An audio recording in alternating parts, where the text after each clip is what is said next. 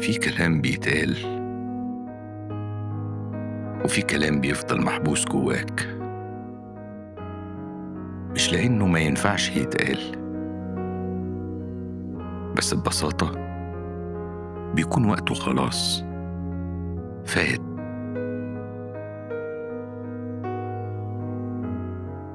ساعات الوجع ما بيكونش في الكلام اللي اتقال،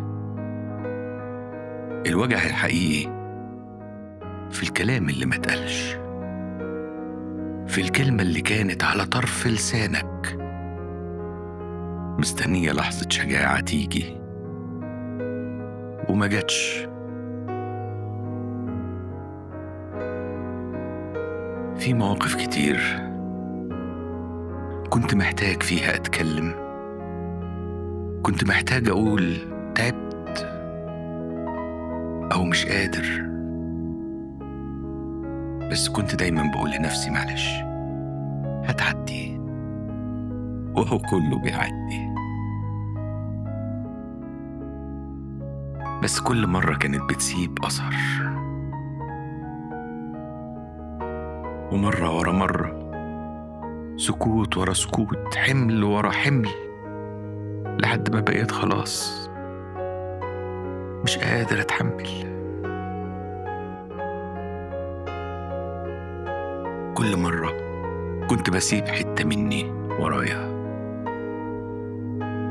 كنت بسكت عشان ما زعلش حد، بس نسيت إني كل مرة كنت بزعل نفسي. لحد ما اتعلمت إن السكوت مش دايما بيكون علامة رضا،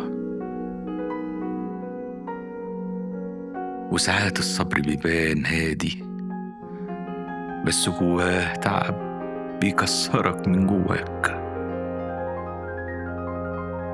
يمكن الكلام مش دايما بيغير حاجة، ومش ضروري حد يسمعني، كفاية بس إني حتى أسمع صوتي ولو مرة. يمكن ساعتها بس أحس بسلام. عرفتك في اللحظة اللي ما بين السلام والسكوت، لأنك كنت الحكاية اللي ثابت جوانا صوت.